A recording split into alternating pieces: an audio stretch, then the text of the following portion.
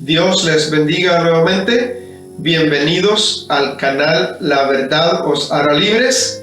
Hoy estaremos explicando la cuarta parte de la investigación El olivo frondoso que se le fue develado al apóstol Pablo, y también estaremos concluyendo con dicha investigación. No se pierda el desenlace de esta enseñanza.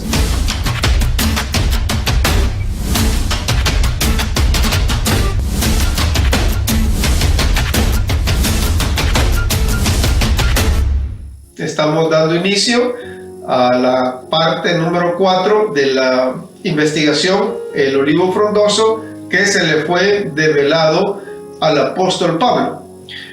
En la tercera clase nos quedamos en que el árbol del olivo será reconstruido, restablecido con el regreso de los gentiles en los últimos días, al ser predicado el evangelio como testimonio a todo el mundo. Podemos estar seguros de que Israel está siendo continuamente totalmente restaurado. Si es cierto, son un poco salvajes y no han sido cultivados, pero están regresando duramente estos últimos días de la restauración de todas las cosas, tal como está escrito. Por lo tanto, arrepiéntanse, es decir, teshuvá es en el hebreo para esa palabra arrepentirse, teshuvá, es decir, vuélvanse a Dios para que sus pecados sean borrados, para que tiempos de refrigerio vengan de la presencia del Señor y pueda enviar al Mesías designado de antemano para ustedes, a saber, Jesús. Él tiene que permanecer en el cielo hasta que el tiempo venga para restaurarlo todo, como Dios lo dijo hace mucho tiempo cuando habló por medio de los profetas santos. Eso lo vemos en Hechos capítulo 3, versos 20 al 21. ¡Qué gran revelación! Y aquí entramos de una vez directos al tema. La reconstrucción, restablecimiento y salvación del Israel de Dios por medio de la restauración tanto del judío como del efraimita al olivo que originalmente plantó Dios. Cuando entendemos de manera concluyente, gracias a las Escrituras, que la novia de Jesús no es otra identidad, sino más bien el olivo restaurado, que ha vuelto a reunir en una sola la misma que recibió la Torá en el Sinaí, juntamente con algunos extranjeros, es decir, nosotros. Entonces el prometido hombre nuevo o la nueva nación se manifestarán en el mundo perdido. La mano de Dios vino sobre mí, me llevó fuera por el Espíritu de Dios y me puso en medio de un valle que estaba lleno de huesos. Me hizo pasar junto y alrededor de ellos y vi que eran muchísimos, y entonces me preguntó: Hijo de hombre, ¿vivirán estos huesos? Y respondí: Oh Señor Dios, tú lo sabes. Entonces me dijo: profetiza a estos huesos y diles: huesos secos, oigan la palabra de Dios. Así ha dicho Señor Dios a estos huesos: yo hago entrar espíritu en ustedes y vivirán.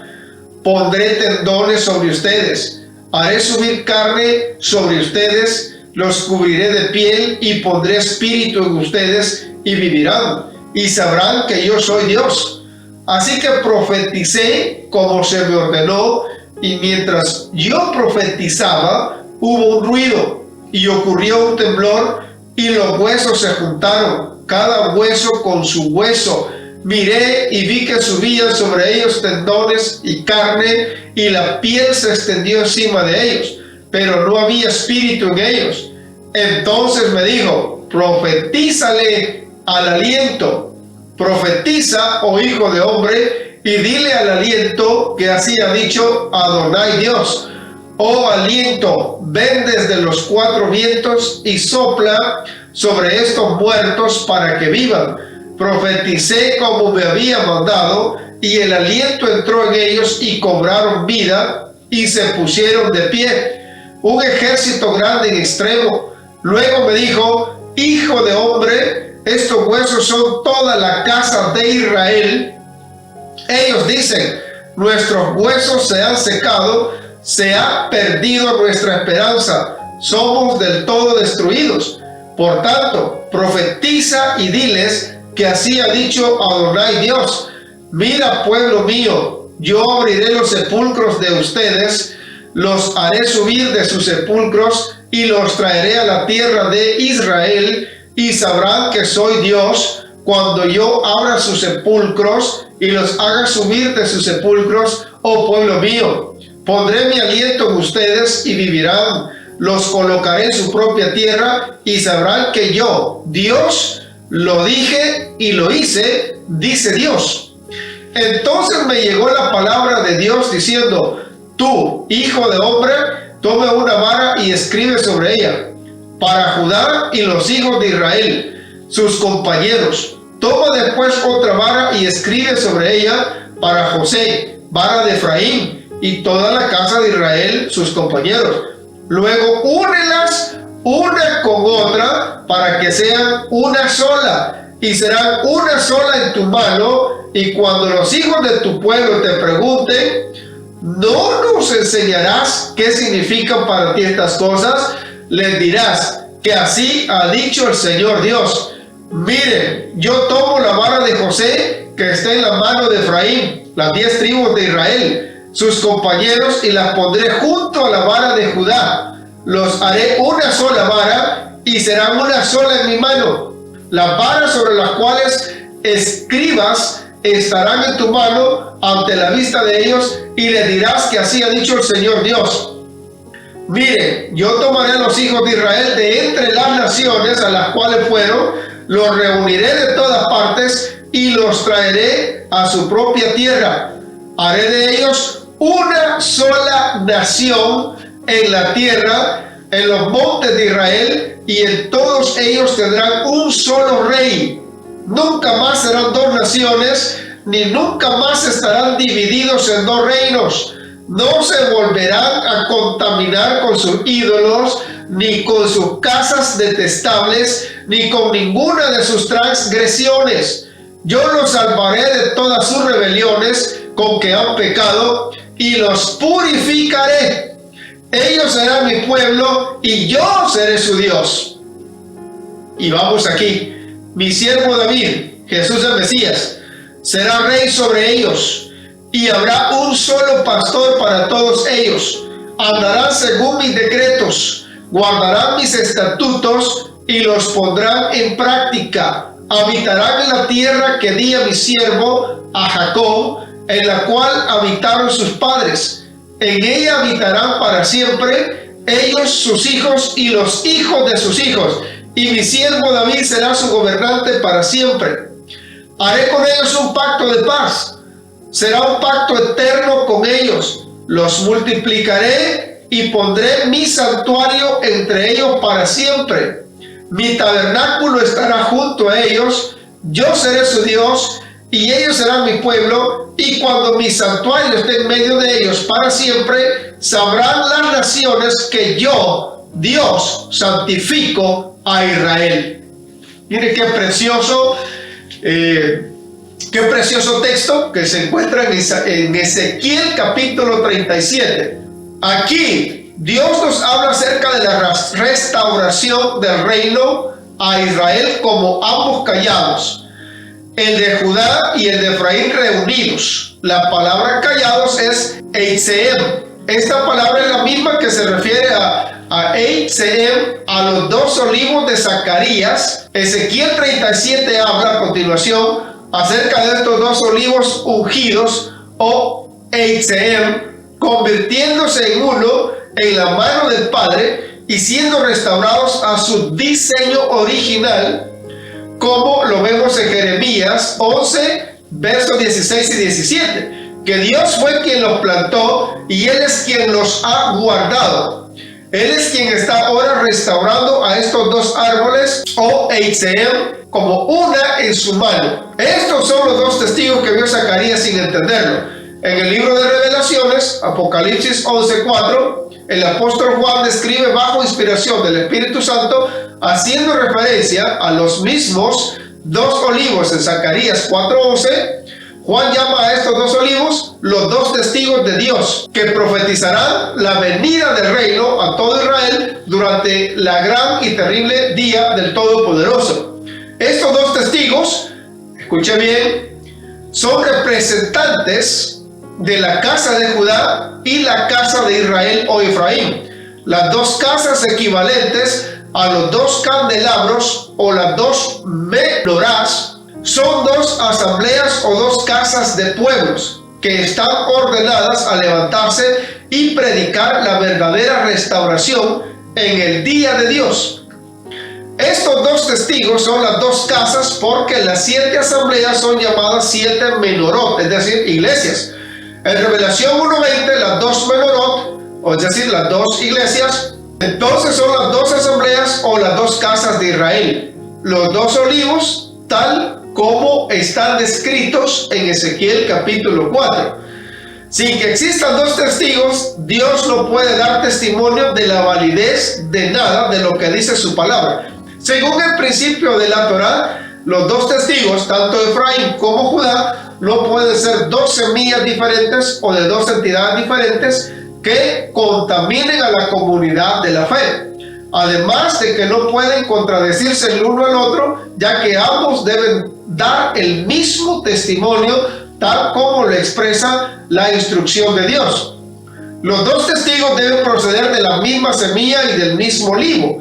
La restauración de las dos casas es necesaria para todas las confirmaciones de la palabra de Dios, que Él ha ordenado que sea confirmada, puesto que ambos testigos deben de permanecer a la semilla o deben de pertenecer a la semilla israelita, haciendo que los testigos estén sin contaminación por causa de diferentes semillas.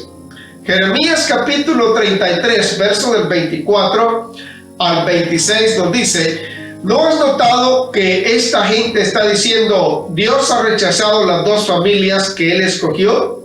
Por tanto, ellos aborrecen a mi pueblo y ya no lo ven como una nación. Aquí está lo que Dios dice: si yo no he establecido mi pacto con el día y la noche y he fijado las leyes para el firmamento y la tierra, entonces también yo rechazaré a la descendencia de Jacob y los de mi siervo David, no escogiendo de su descendencia hombres para reinar sobre la descendencia de Abraham, Isaac y Jacob, porque yo haré que sus cautivos regresen y yo les mostraré compasión. Aquí se prueba la continuada existencia de las dos casas de Israel, aún divididas, sin que ninguna de las dos sea mejor ni reemplace a la otra. Sencillamente descubriendo la cercanía única de ambas, habla acerca de las dos familias escogidas de Israel y disfrutando la hermandad israelita. ¿No es fascinante que a cada uno de los dos testigos del Padre se le haya encomendado la tarea de preservar cada uno de los dos principales pactos de Israel? Miren qué interesante. La primera parte de las Escrituras, llamada Tanaj, Antiguo Testamento, se le ha sido confiada a Judá.